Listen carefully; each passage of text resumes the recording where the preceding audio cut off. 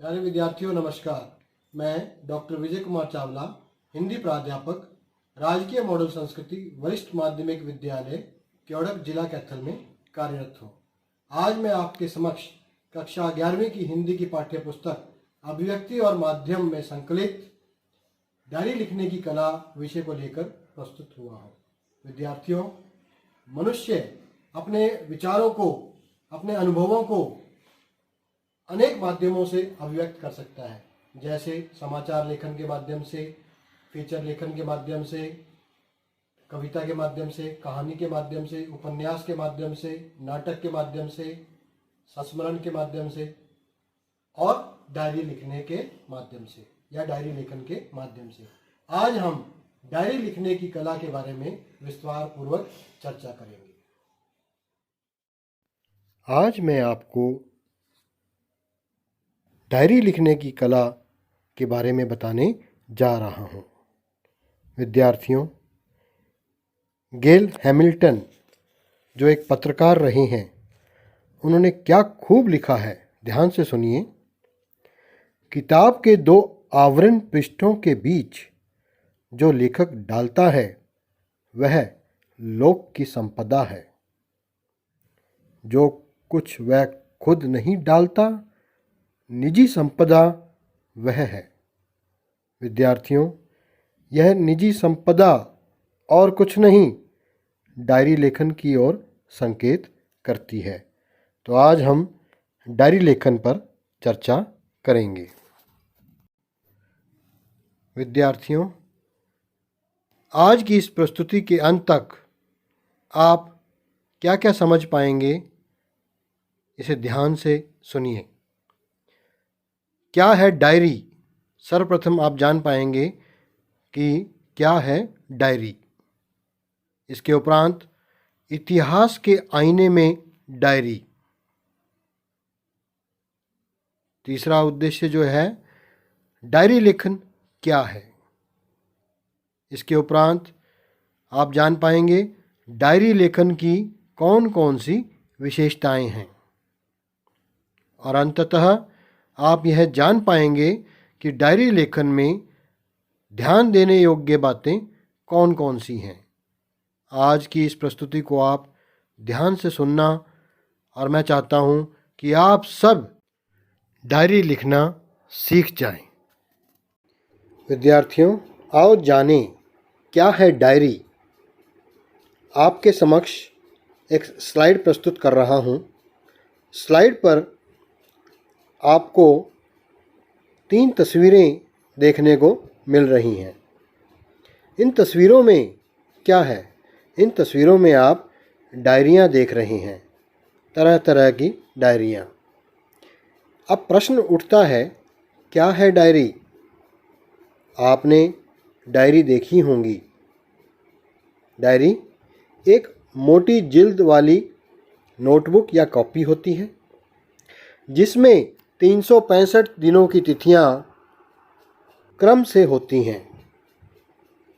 प्रत्येक दिन के लिए एक या आधा पृष्ठ उसमें दिया होता है। इसमें हम अपनी कार्य योजनाएं लिख सकते हैं। क्या हमारी भविष्य की योजनाएं हैं, उनको हम लिखकर सुरक्षित रख सकते हैं। हम अपना निजी हिसाब किताब भी लिख सकते हैं। अक्सर आपने देखा होगा कि घर में या तो पिता या माता अपना दैनिक हिसाब किताब लिखने के लिए इनका प्रयोग करता है या करती है। तिथि विशेष पर कोई काम करना हो, उसे भी हम लिख सकते हैं। जैसे हमारा जन्मदिन कब है, हमारे बेटे का जन्मदिन कब है, LIC की किस्त कब देनी है, मैरिज एनिवर्सरी कब आएगी। ये सब हम तिथि पर जा कर के उस डेट को अपने जो भी हमारी घटनाएं हैं, जो भी हमारे काम हमने करने हैं, उनको हम लिख सकते हैं और अपने लिखे हुए को भविष्य के लिए सुरक्षित रख सकते हैं। तिथि विशेष पर घटना को याद दिलाना हो तो वह भी हम इसमें लिख सकते हैं। इनके अतिरिक्त मनुष्य अपने अनुभवों को भी इसमें लिखकर सुरक्षित रख सकता है और अक्सर मनुष्य लिखते भी हैं। कोई ऐसा काम किया हो जिसे आगे के लिए स्मरण रखना हो अर्थात याद रखना हो, उसे भी लिखकर हम सुरक्षित रख सकते हैं। तो ये क्या है डायरी? डायरी आपको बताया एक मोटी जिल्द वाली नोटबुक होती है या कॉपी होती है जिसमें हम उपयुक्त जो हमारी बातें हैं जो मैंने आपको समझाई उनको लिख सकते हैं और भविष्य के लिए सुरक्षित रख सकते हैं। सामान्यतः डायरी लेखन की जब हम चर्चा करते हैं तो इसका आशय अर्थात भाव इसी दूसरे उपयोग से होता है। डायरी लेखन प्रायः मनुष्य अपने उपयोग एवं उपभोग के लिए ही करता है। क्या है डायरी? इसके बारे में हमने बहुत कुछ जान लिया है। आओ इतिहास के आईने में डायरी क्या है इसके बारे में मैं आपको बताता हूँ। विद्यार्थियों, पिछले कुछ दशकों में ऐसा लेखन एक विधा के रूप में पाठक समाज के बीच काफ़ी लोकप्रिय हो रहा है। यह नहीं है कि डायरी अभी से लिखनी प्रारंभ हुई है। इतिहास के आईने में डायरी काफ़ी लोकप्रिय रही है। विद्यार्थियों, पिछली सदी की सुप्रसिद्ध व सर्वाधिक पढ़ी गई पुस्तक एनी फ्रैंक द्वारा 1947 में डच में लिखी गई the diary of a young girl पुस्तक रही है। यह पुस्तक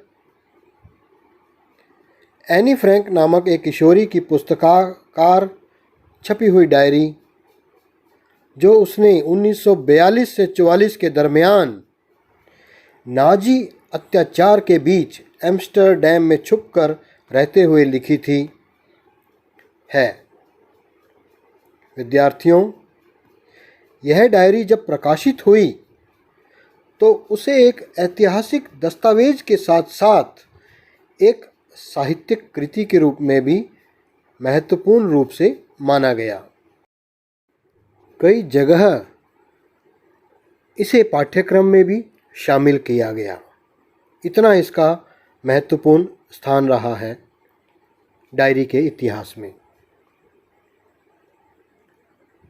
इलिया एहरनबर्ग ने क्या खूब कहा है, यह 60 लाख लोगों की तरफ से बोलने वाली एक आवाज़ है, एक ऐसी आवाज़ जो किसी संत या कवि की नहीं बल्कि एक साधारण लड़की की है।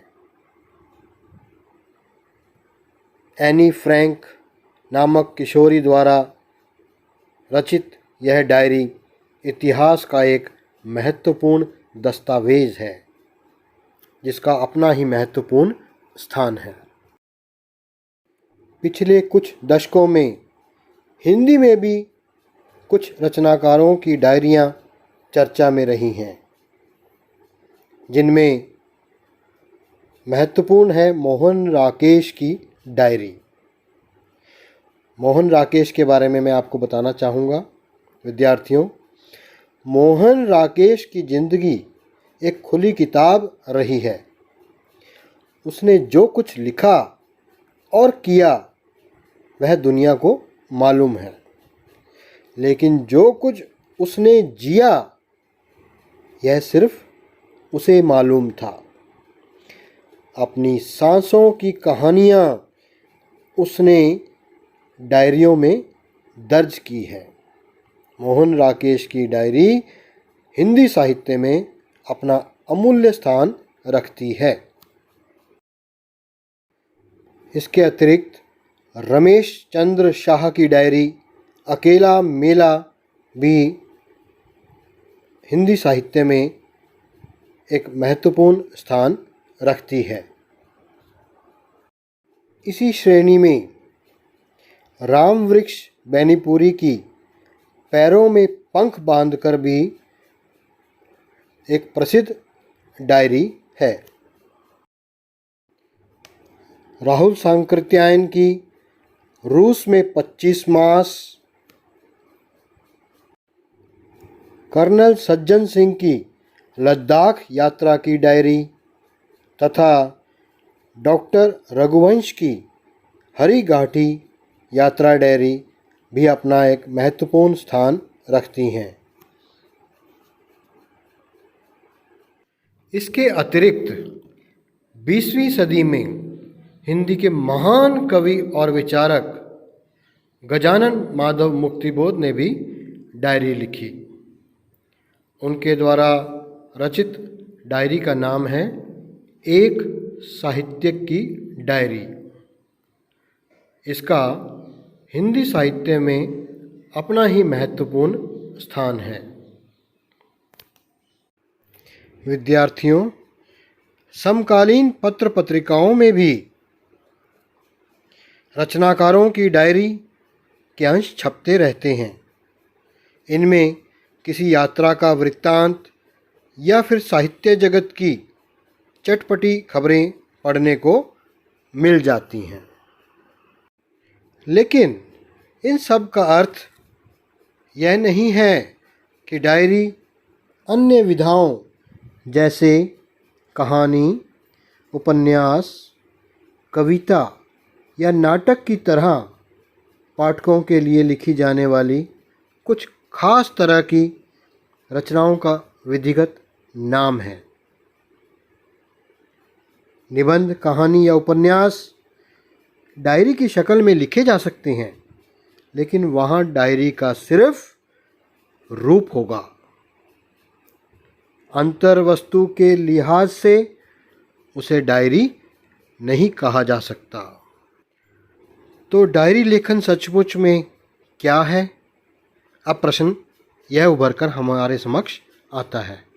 तो आओ मैं आपको डायरी लेखन सचमुच में क्या है या वास्तव में क्या है इसकी ओर ले चलता हूँ। ध्यानपूर्वक सुनना। विद्यार्थियों, डायरी लेखन नितांत निजी स्तर पर घटित घटनाओं और उससे संबंधित बौद्धिक भावनात्मक प्रतिक्रियाओं का लेखा जोखा है। इन्हें हम किसी और के लिए नहीं, स्वयं अपने लिए शब्दबद्ध करते हैं। अर्थात मेरा कहने का भाव यह है कि डायरी लेखन एक ऐसी प्रक्रिया है जिसमें मनुष्य अपने निजी स्तर पर घटित घटनाओं और उससे संबंधित प्रतिक्रियाओं का लेखा जोखा अपनी डायरी में शब्दबद्ध करते हुए करता है।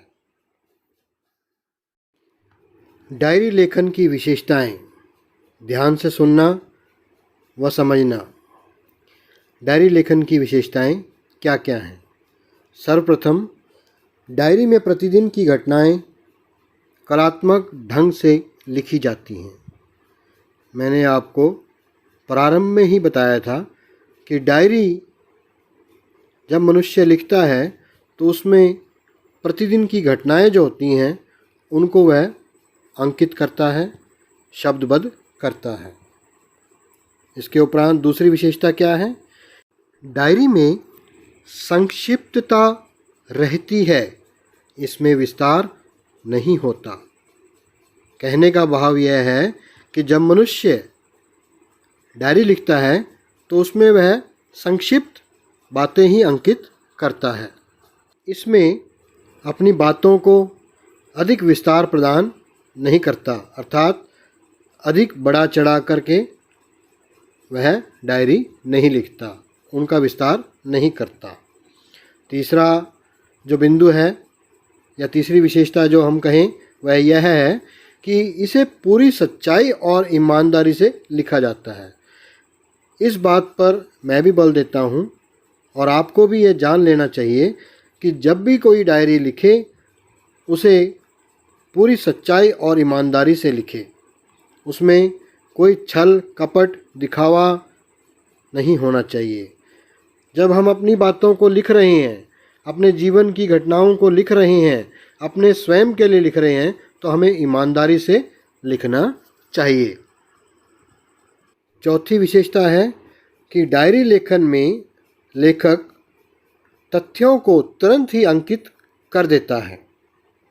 यहाँ मैं आपको बताना चाहूँगा कि डायरी लेखन और आत्मकथा में यही अंतर है कि डायरी लेखन में तथ्यों को तुरंत ही अंकित कर दिया जाता है, जबकि आत्मकथा में जीवन का थोड़ा बहुत जो अंश होता है वह स्मृतिजन्य हो जाता है, अर्थात उसमें स्मृति का अंश अवश्य आ जाता है, लेकिन डायरी लेखन में ऐसा नहीं होता।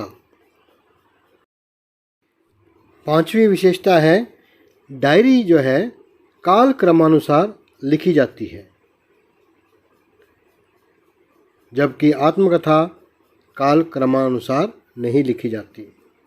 इसके पश्चात डायरी में सदैव ताज़ा अनुभवों को ही प्रस्तुत किया जाता है।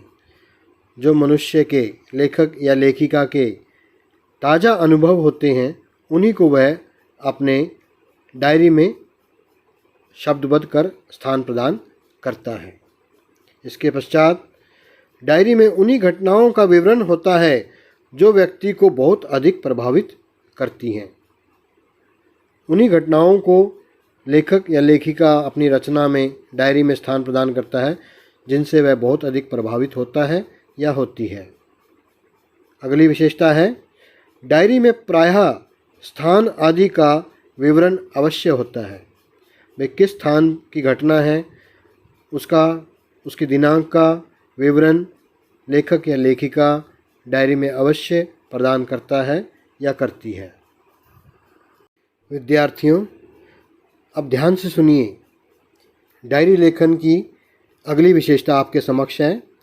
डायरी व्यक्ति का अपना ही अंतरंग साक्षात्कार है। क्या अभिप्राय है इसका? कि जिन बातों को हम दुनिया में किसी और व्यक्ति के सामने नहीं कह सकते, उन्हें भी डायरी के पन्नों में शब्दबद्ध करके खुद को सुना डालते हैं। ऐसा करके हम क्या करते हैं? ऐसा करके हम खुद को बेहतर तरीके से समझ पाते हैं, अपने अंदर अनजाने इकट्ठा होते भार से मुक्त हो जाते हैं। इसके पश्चात डायरी एक प्रकार का व्यक्तिगत दस्तावेज भी है। व्यक्तिगत दस्तावेज यानी जब व्यक्ति अपनी निजी अनुभूतियों को डायरी में अंकित कर देता है, लिख देता है, शब्दबद्ध कर देता है, तो वह उसका अपना व्यक्तिगत दस्तावेज बन जाता है, जिस पर उसका अपना स्वयं का अधिकार होता है, जो उसने अपने स्वयं के लिए लिखा होता है या लिखी होती है। डायरी हमें भूलने से बचाती है। जब हम कोई चीज़ अपनी डायरी में लिख देते हैं, कोई बातें, कोई विचार, कोई अनुभव लिख देते हैं, तो वह भविष्य तक के लिए सुरक्षित हो जाते हैं और ये हमें भूलने से बचाते हैं। और अंत में डायरी लेखन अपने साथ एक अच्छी दोस्ती कायम करने का एक बेहतरीन ज़रिया है। हम डायरी लिखकर अपने साथ एक अच्छी दोस्ती कायम करने का एक बेहतरीन ज़रिया इसे बना सकते हैं। विद्यार्थियों, हमने डायरी लेखन की विशेषताओं पर काफ़ी चर्चा कर ली है।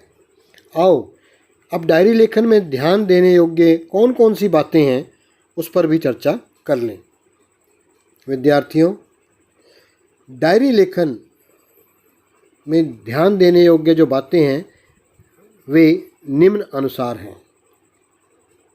सर्वप्रथम, डायरी किसी नोटबुक में या पुराने साल की डायरी में लिखी जानी चाहिए। मैंने सर्वप्रथम आपको एक स्लाइड दिखाई थी जिसमें स्लाइड पर 3 दृश्य थे जो विभिन्न प्रकार की डायरियों के थे।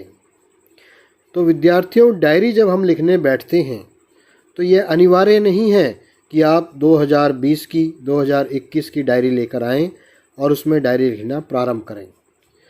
डायरी हम किसी भी नोटबुक में या पुराने साल की डायरी में लिख सकते हैं, बशर्ते जो नोटबुक हो वो हार्ड जिल्द वाली हो, ताकि लंबे समय तक वह चल सके। इसके उपरांत कभी हम 3-4 पंक्तियाँ लिखना चाहते हैं, कभी हम 5-6 पृष्ठ लिखना चाहते हैं। तो जो नए साल की डायरी होती है या अक्सर जो डायरियाँ होती हैं, उनमें कई बार 1 तारीख के नीचे 2 या 3 पंक्तियों का स्थान या 5 पंक्तियों का स्थान होता है। ऐसे में कई बार हम 5-6 पृष्ठ की बातें लिखना चाहते हैं तो लिख नहीं पाते। तो हमें क्या करना चाहिए, एक पुरानी नोटबुक लेनी चाहिए, उस पर जिस दिन आप डायरी लिख रहे हैं उसकी दिनांक आपको अंकित करनी होगी और फिर आप अपने विचारों को पूर्ण रूप से प्रस्तुत कर पाएंगे और अपनी बातों को, अपने विचारों को, अपने अनुभवों को पूर्ण न्याय भी दे पाएंगे। ऐसा मैं इसलिए कह रहा हूँ कि कहा भी गया है, सभी दिन एक समान नहीं होते।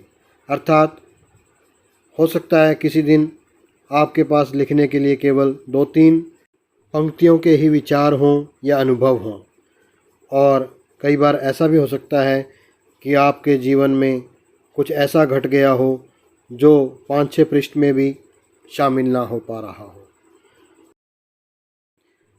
ऐसे में डायरी का किसी निश्चित तिथि के साथ दिया गया स्थान हमारे लिए बंधन बन जाएगा। इसलिए बार बार कह रहा हूँ, नोटबुक या पुराने साल की डायरी अधिक उपयोगी साबित हो सकती है। इनमें हम अपनी सुविधानुसार तिथियाँ डाल सकते हैं और स्थान का उपयोग कर सकते हैं। तो डायरी लेखन हमेशा किसी नोटबुक या पुराने साल की डायरी में ही लिखा जाना चाहिए। डायरी लेखन में ध्यान देने योग्य दूसरी महत्वपूर्ण बात आपके समक्ष प्रस्तुत कर रहा हूँ। डायरी लेखन बाहरी दबाव से मुक्त होकर किया जाना चाहिए। विद्यार्थियों, यह डायरी लेखन की एक अहम बात है, अहम याद करने योग्य, ध्यान देने योग्य बात है कि डायरी लेखन हमेशा बाहरी दबाव से मुक्त होकर हमें करना चाहिए। आपको स्वयं तय करना चाहिए कि आप क्या सोचते हैं, आप खुद को क्या कहना चाहते हैं, आप दिन भर की कौन सी घटनाओं को, मुलाकातों को दर्ज करना चाहते हैं। इसके बारे में निर्णय आपने स्वयं लेना है। किसी के दबाव में आकर डायरी लेखन नहीं करना। यह एक अनिवार्य तत्व है। इसे डायरी लेखन के समय मनुष्य को, लेखक को या लेखिका को अपने जहन में, ध्यान में रखना होगा। विद्यार्थियों, डायरी लेखन बाहरी दबाव से मुक्त होकर किया जाना चाहिए। यह बात हमने पिछली स्लाइड में पढ़ ली है। अब आप इस स्लाइड पर जो मैं बताने जा रहा हूँ उसे भी ध्यानपूर्वक सुनें कि आप किन किन कारणों से इन्हें दर्ज करना चाहते हैं। जो आपके मन में विचार आ रहे हैं, उन्हें किन किन कारणों से दर्ज करना चाहते हैं, इस पर भी आपको विचार करना होगा। आप इन सभी बातों पर विचार कर लें और अंत में जब आप विचार कर लें तो उन्हें शब्दबद्ध करने की ओर बढ़ें।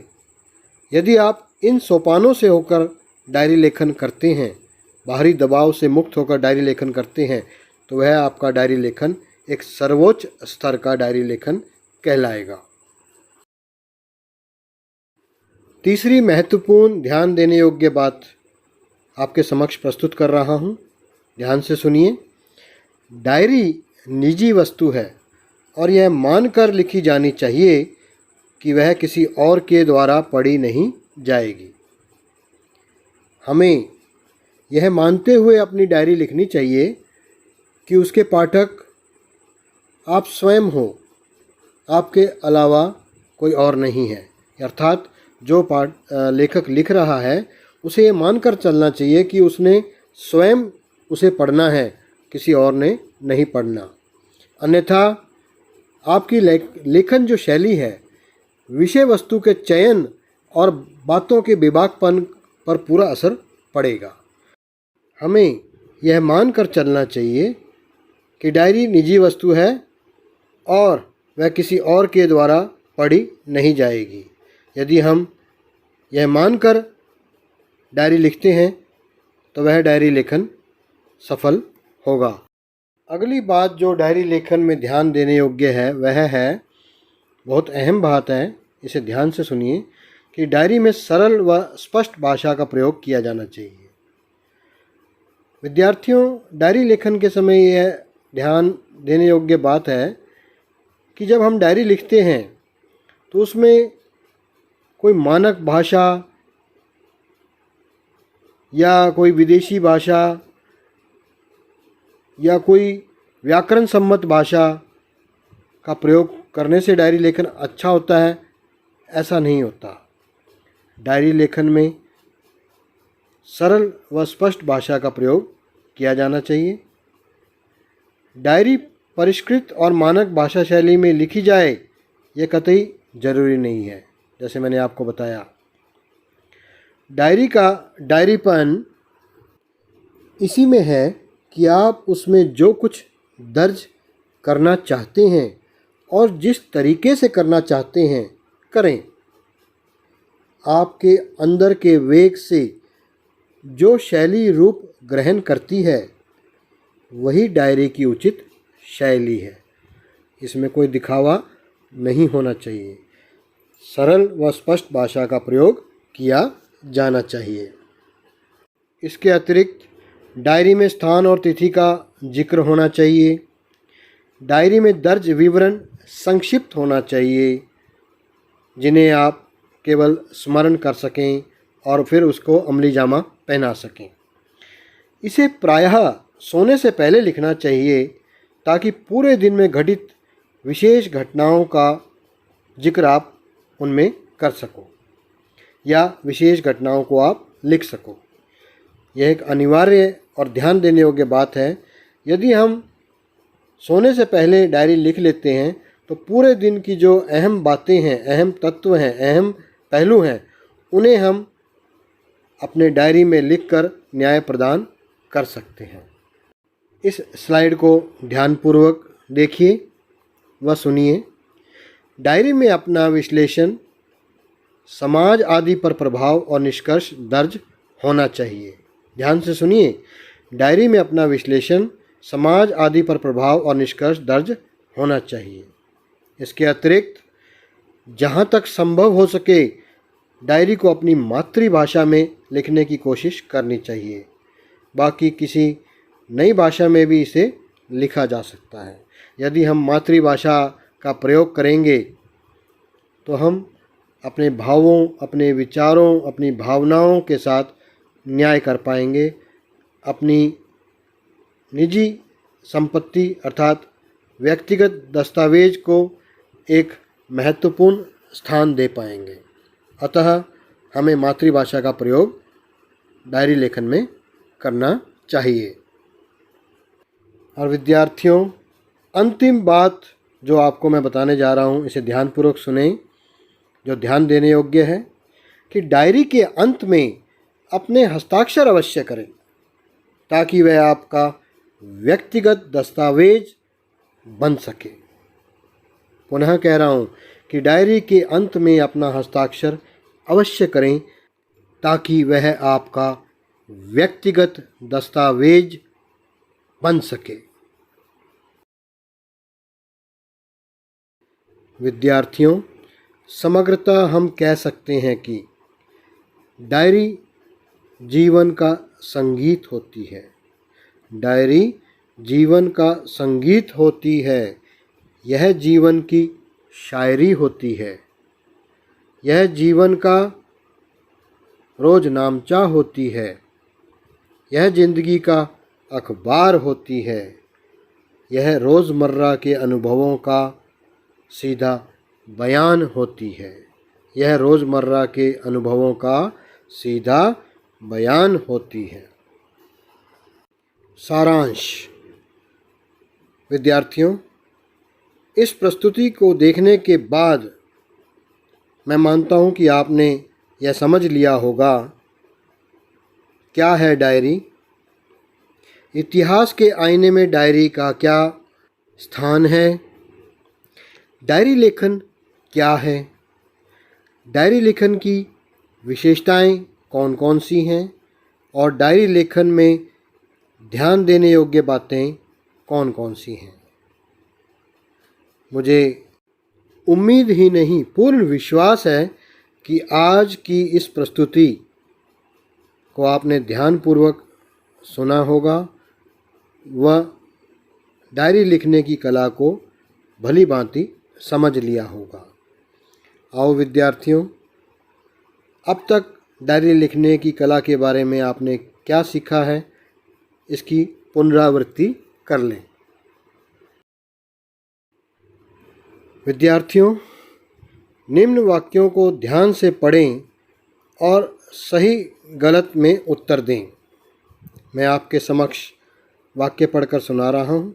आपने अपनी समझ के अनुसार सही और गलत का जवाब देना है। डायरी हमारी सबसे अच्छी दोस्त है।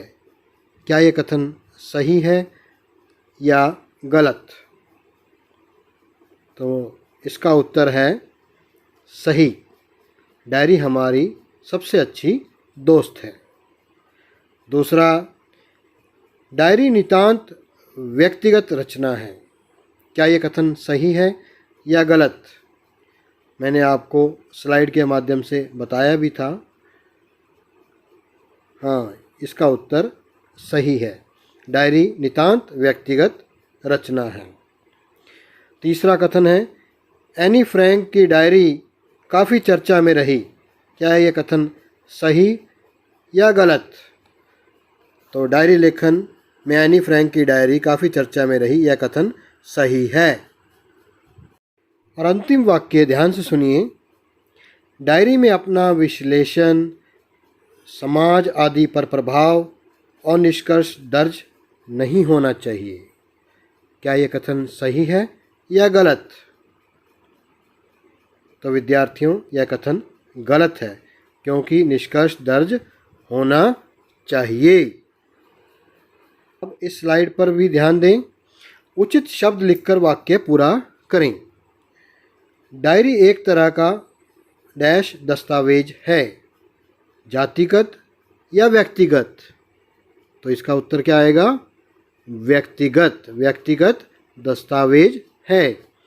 दूसरा, डायरी व्यक्ति का डैश साक्षात्कार होता है। कैसा साक्षात्कार होता है? ऑप्शन है अंतरंग या बहिरंग। तो इसका आंसर क्या आएगा? इसका उत्तर आएगा अंतरंग साक्षात्कार। क्या होता है? अंतरंग साक्षात्कार। तीसरा, पैरों में पंख बांधकर डैश द्वारा लिखी गई है। यह डायरी किसके द्वारा लिखी गई है? ऑप्शन है मोहन राकेश या रामवृक्ष बैनीपुरी। तो मैंने आपको स्लाइड के माध्यम से बताया भी था, दिखाया भी था। पैरों में पंख बांधकर रामवृक्ष बैनीपुरी की डायरी है। और चौथा वाक्य, चौथा कथन आपके समक्ष है, लद्दाख यात्रा की डायरी डैश द्वारा लिखी गई है। किसके द्वारा लिखी गई है? कर्नल सज्जन सिंह के द्वारा या डॉक्टर रघुवंश के द्वारा? तो इसका उत्तर है कर्नल सज्जन सिंह। क्या है? कर्नल सज्जन सिंह। अब विद्यार्थियों, यह गतिविधि है मिलान करें की। दो कॉलम आपके समक्ष हैं। एक में लेखकों के नाम हैं और दूसरी तरफ उनके द्वारा लिखित डायरियों के नाम हैं। Gajanan Madhav Muktibodh, Rahul Sankrityayan, Anne Frank, doctor Raghuvansh, ये तो हैं लेखक और लेखिका। दूसरी तरफ है हरी घाटी, एक साहित्यिक की डायरी, रूस में 25 मास, the diary of a young girl. आओ इसका मिलान करें। तो विद्यार्थियों, गजानन माधव मुक्तिबोध की रचना है, जो डायरी है वह है एक साहित्यिक की डायरी। डॉक्टर रघुवंश की है हरी घाटी। एनी फ्रैंक की है the diary of a young girl. बहुत चर्चित, प्रसिद्ध, सुविख्यात डायरी है, एक ऐतिहासिक दस्तावेज है। और राहुल सांकृत्यायन जो बच गए, रूस में 25 मास। तो इस प्रकार विद्यार्थियों, डायरी लिखने की कला का आज हमने अध्ययन किया। मुझे पूर्ण विश्वास है कि डायरी लिखने की कला, यह विषय आपको अच्छी तरह समझ आ गया होगा। अंत में मैं आप सभी का दिल से आभार प्रकट करता हूँ। आपने इस प्रस्तुति को ध्यानपूर्वक सुना और समझा। आपका पुनः बहुत बहुत धन्यवाद।